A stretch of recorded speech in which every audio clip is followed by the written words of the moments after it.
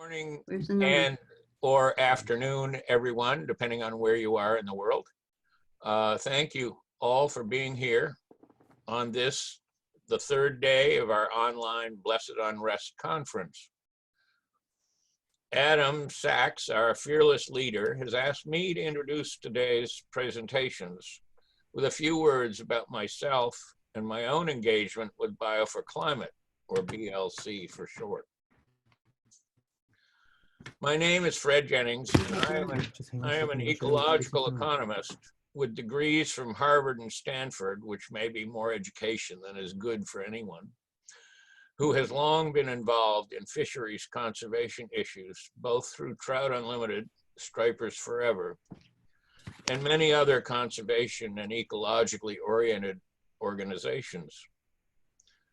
I have written extensively on these subjects, as well as about what is wrong with an economics seemingly oblivious to natural processes and their requirements.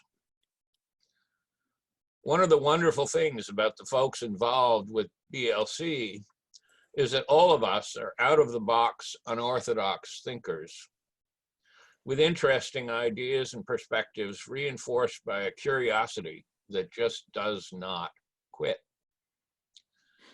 For an avid learner such as myself, who remembers driving my parents quite crazy with all of my incessant questions about everything, this is a great group of people who have become my very dear friends. I first heard about BLC from a fellow Trout Unlimited board member who left me with a most superficial understanding of what BLC was doing.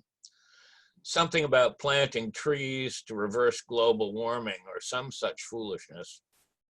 Understand that to most economists, such a view would make little sense. The world of an economist is one of mathematical formulae and definite, always predictable outcomes, where nature plays no role. Even systems theory is ignored. But the very idea of reversing global warming was something I didn't really understand, and I was curious about that. The fate of the planet matters. This I knew very well. I thought that perhaps I should learn a bit more about these strange delusions that BLC was promoting. So I attended the BLC Oceans Conference in November 2017 and was totally blown away. I have spent many years learning and worrying about ocean and aquatic ecologies, but at this event, I was hearing about innovative ideas that I had not encountered anywhere else before. At the end of the conference, I spoke to Adam and offered to get involved, especially once I learned that they didn't have an economist in their group.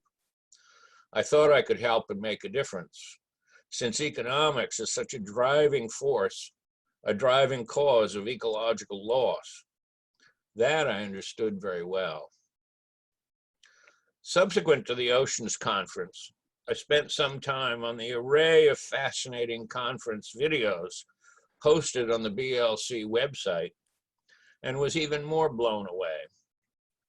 This website is a veritable treasure trove of insightful information on all sorts of issues, many of which cannot be found elsewhere or learned easily from any other source.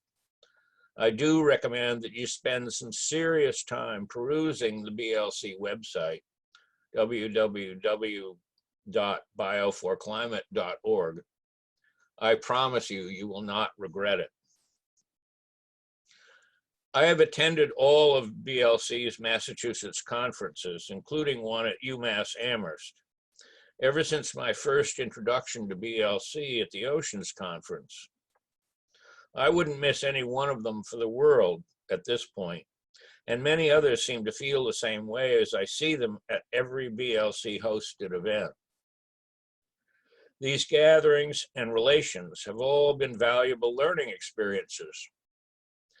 I have also enjoyed the lessons taught by BLC's resident restoration biologist, Jim Laurie, who has a delightfully unorthodox way of explaining complex ideas in terms that even an economist can understand. Bio for Climate is a minuscule group of very astute and congenial people fully engaged in an important task that is far bigger than any of us can handle alone or apart. The achievements of this small group are impressive. Check out, for example, the amazing videos from over a dozen conferences and those from other special presentations as well. The series of compendium volumes on relevant restoration literature and much other information. It is a real honor and privilege to be involved in these efforts. But perhaps the most significant of the contributions of BLC to us all has been to offer a hopeful view of the future that lies before us on this small, vulnerable, and far too ravaged planet. We can reverse this suicidal process of global warming and ecological decline. We know how to do it. There are many ways to cool the earth and restore our life support systems to health.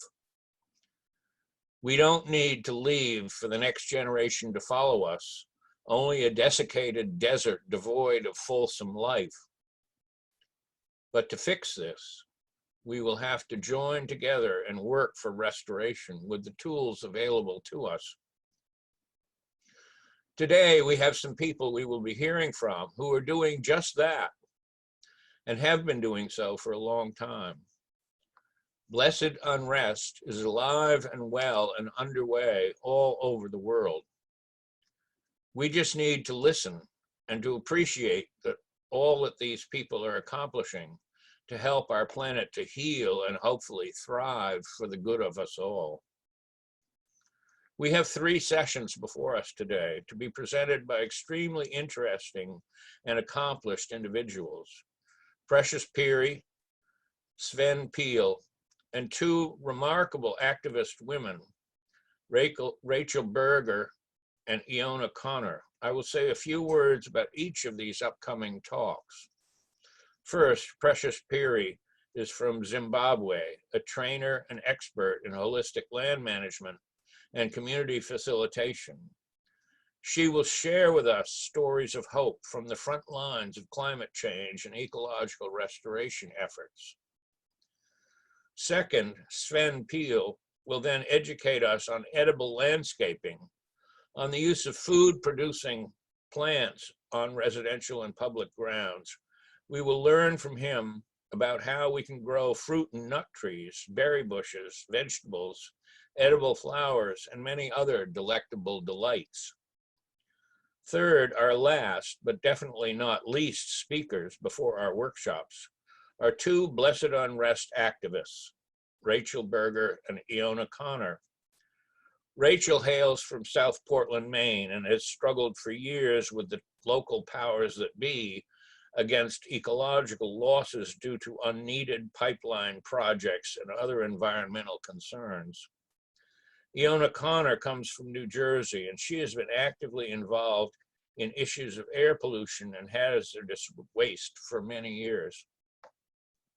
Then at the end of the day, between 1:30 and 2:30 p.m. Eastern Standard Time, we will have at least 2 workshops with the first 2 speakers that will surely unearth many more insights and anecdotes of interest to us. We look forward to hearing from all of these interesting people today. We start with Precious Peary, speaking from her home in Zimbabwe about her own work with rural communities and with African networks to reduce poverty, rebuild soils, and restore food and water security for people, livestock, and wildlife, and to address the coronavirus crisis.